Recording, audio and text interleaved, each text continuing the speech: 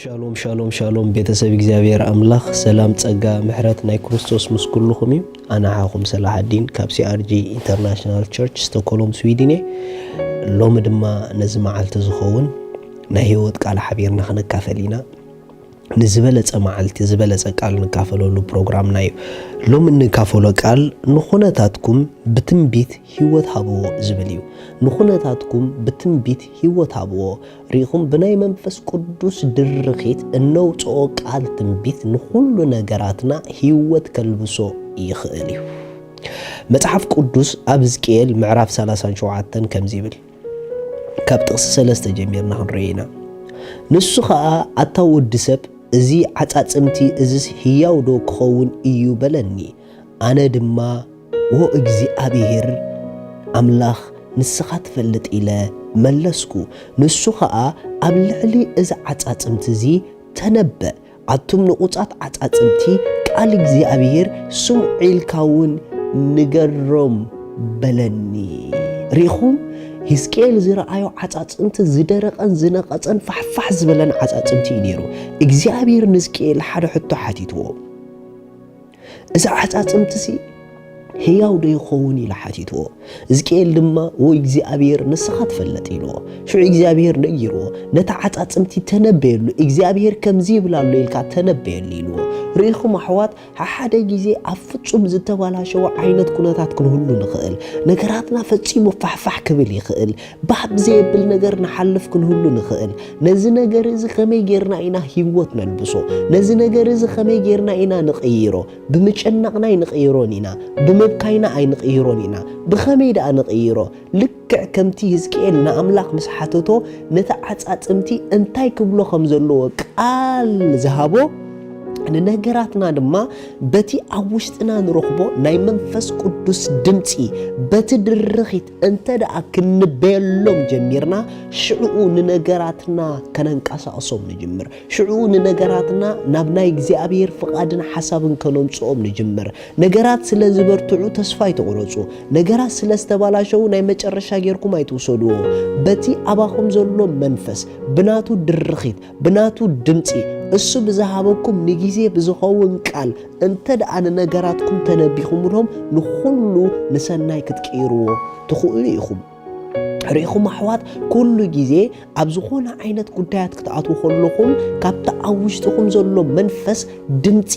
ቃል ንኽትቀበሉ ጸልዩ እንዳጸለኹም ዝተዋሃበኩም ሬማ ዝኾነ ቃል ንጊዜ ዝኸውን ቃል ንዕኡ ድማ ሒዝኩም ብኣፍኩም ጌርኩም ነቲ ኩነታት ተዛረብዎ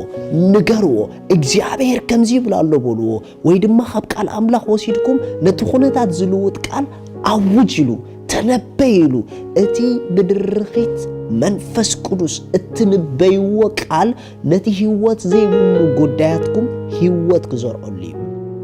ስለዚ ተኣምራትኩም ኣብ ኣፍኩም እዩ ዘሎ ተኣምራትና ኣብ ኣፍና እዩ ዘሎ ነቲ ብኣፍና ዘሎ ተኣምራት ኢና ርሑቕ ዘሎ ጌርና ንወስዶ ኣብ ዝደለኹምዎ ሰዓት ተኣምራት ኣብ ህይወትኩም ክኸውን ይኽእል እዩ ብኸመይ ተዳኢልኩምኒ ስለቲ ነገር ጸሊኹም ካብ መንፈስ ቅዱስ ኣብ ልብኹም ብዝተቐበልኩሞ ቃል ብምእዋጅ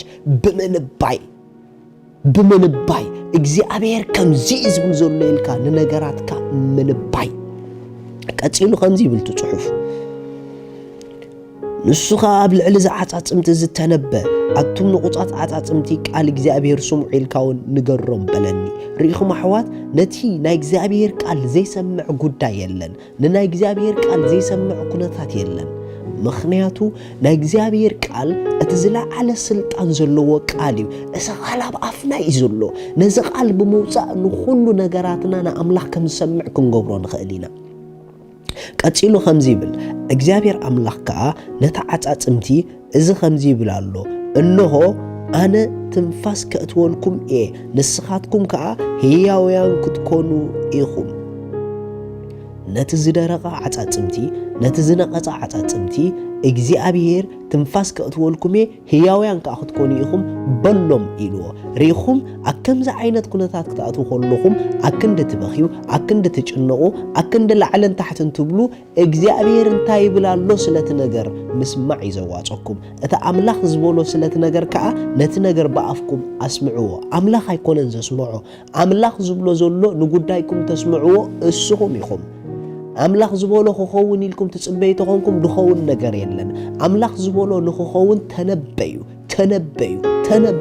ንነገራትኩም ስማዕ እግዚአብሔር ከምዚ ይብላሎ በልዎ ብዙሕ ጊዜ እኮ ትዝኸውን ክኸውን ኢልና ስለ ንጽብኳ ኢና ብዙሕ ዘይድል ነገር ኣብ ህይወትና ዝኸውን እቲ ክኸውን ዘለዎ ክኸውን ኢልካ ምጽባይ ምንም ነገር ኣብ ህይወትካ ከም ዝኸውን ኣይግበርን እዩ ንምንታይ እቲ ክኸውን ዘለዎ ከም ዝኸውን ትገብሮ በቃል ኣፍካ እዩ እስኻ ኢኻ ክትዛረብ ዘለካ ኣምላኽ ነታ ዓጻጽምቲ ህይወት ክዘርአልኩም እየ ስለ ዝበለ ህይወት ኣይዝረአሎምን እዩ ናይ ግድን ነብዝቅኤል ብኣፉ ኸውፀሎ ትኻል ስለቲ እግዚአብሔር ኣብ ልብኹም ዝሃበኩም ክሳዕ በኣፍኩም ንኹነታትኩም ዘይተዛረብኩምሞ ዝልወጥ ነገር የለን ዝቕየር ነገር የለን ተነበዩ ኣብዚሕኩም ተነበዩ ተዛረቡ ኣውጁ ምኽንያቱ ክርስትና ኩሉ ናይ ምእዋሽ ህይወት እዩ ምኽንያቱ ናብዚ ህይወት እዚ ዝመጻናውን ብልብናን በኣፍናን እዩ ኢየሱስ ንዘለዓለም ጎይታ እዩ ቀፂሉ ከምዚ ኢልዎ ጅማውቲ ከንብረልኩም ስጋ ክገብረልኩም ብቆርበት ክኸድነኩም ትንፋስ ከእትወልኩም እየ ህያውያን ከዓ ክትኮኑ ኢኹም ኣነ እግዚአብሔር ምዃነይ ድማ ክትፈልጡ ኢኹም ኣነ እግዚአብሔር ምዃነይ ድማ ክትፈልጡ ኢኹም ከምቲ ዝተኣዘዝክዎ ከዓ ተነቢኹ ክንበ ከለኹ ድማ ድሃ ይኮነ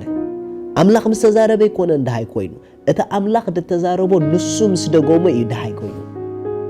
ብዙሕ ጊዜ ኣብ ህይወትና ኣምላኽ ዝብሎ ስለዘይ ንደግሞ ኢና ድሃይ ደንሰምዕ ሎሚ ጽቡቕ ድሃይ ክሰምዕ ደሊኻ ኣለኻ ጽቡቕ ድሃይ ክሰምዕ ደሊኽ ኣለኺ ይከኣል እዩ እቲ ኣምላኽ ዝበሎ ድገምዮ እሞ ብኣፍኪ ሽዑኡ ድሃይ ክሰምዕ ክጅምር ኢኺ ከምዚ ይብል ቀፂሉ እቲ ጽሑፍ ከምቲ ዝተኣዘዝክዎ ተነቢኹ ክንበ ከለኹ ድማ ድሃይ ኮነ እንሆ ከዓ ፍንሕኒሕ ኮነ እቲ ዓጻጽምቲ እውን ዓጽሚ ኣብ ዓጽሙ ተቐራረበ እንሆ ከዓ ጅማውትን ስጋን ክወጾም ቆርበት ድማ ክኸድኖም ርኢኹ ትንፋስ ግና ኣይነበሮምን ሽዑ ንሱ ኣታ ወዲ ሰብ ተነበ ንንፋስ ተነበየሉ ንንፋስ ከዓ እግዚአብሔር ኣምላኽ ኣታ ንፋስ እዞም ቁቱላት ህያውያን ክኾኑስ ካብቶም 4 ንፋስ ንዓሞ ኣብኦም ንፈስ ይብላሉ ኢልካ ንገር በለኒ ኣነ ከዓ ከምቲ ዝዓዘዘኒ ተነበይኹ ንንፋስ ድማ ኣተዎም ህያዋን ኮኑ በእጋሮም ከዓ ቆሙ ኣዝዩ ዓብ ጭፍራ ድማ ነበሩ ኢየሱስ ክርስቶስ ንዘለዓለም ጎይታ እዩ ሎሚ ኣብ ዘለኹምሞ ስፍራ እግዚአብሔር ዝብሎ በሉሞ ሽዑኡ እቲ ደይ ተንቀሳቐሰ ድሃይ ክገብር ክጅምር እዩ እቲ ወዲቑ ዝነበረ ክለዓል ክጅምር እዩ እቲ ሕማቕ ዝጸንሐ ክጽብቕ ክጅምር እዩ መዓስ ኣምላኽ ዝብሎ ምስ በልኩም ኣምላኽ ዝብሎ ምስ በልና ስለዚ ብዙሕ ጊዜ ንጋገዮ ጌጋ እግዚአብሔር ዝብሎ ንነገራትና ስለዘይ ንብሎም ነገራትና ኣይሰምዑን እዮም ነገራትና መዓስ እዮም ዝሰምዑ ኣፍና ኣምላኽ ዝብሎ ምስ በለ ኣፍካ ኣብ ህይወትካ ኢምፖርታንት እዩ ስለዚ ንነገራትኩም ንነገራትክን ከምቲ ክኸውን ዝደልይዎ ከምኡ ጌርኩም ተነበይሉ ልክዕ ከምኡ ክኸውን እዩ ስለዚ ከምዚ ኢልና ኩልና ንኣውጭ ህይወተይ ከምታ ኣብ ወሰን ወሓይዝ እተተኽለት ኦም ቆጽላ ዘይረግፍ ኣብ ገጊዚኡ ድማ ፍሪኣ እትህብ ልክዕ ከምኡ እዩ ኩሉ ጊዜ ዝገብሮ ይሰልጠኒ እዩ ኩሉ ጊዜ ውፅኢታዊ እየ ኣሜን ኣምላኽ ይባርኩ ስለዚ ሎሚ ንጎይታና ኢየሱስ ክርስቶስ ኣብ ህይወትኩም ወሲንኩም ክትቀበልዎ እትደልዩ እታ ኣብኡ ዘላ ናይ ዘለዓለም ህይወት ክትቀበልዋ እትደልዩ እዛ ጸሎት እዚኣ ጸልዩ እግዚአብሔር አቦ ስለ ወድኻ ኢየሱስ ክርስቶስ የመስግነካ ኣለኹ يأمن الله ኢየሱስ ክርስቶስ ስለ ኃጢአተይ ከም ዝተሰቕለ እዳ ኃጢአተይ ከፊሉ ከም ዝፈጸሞ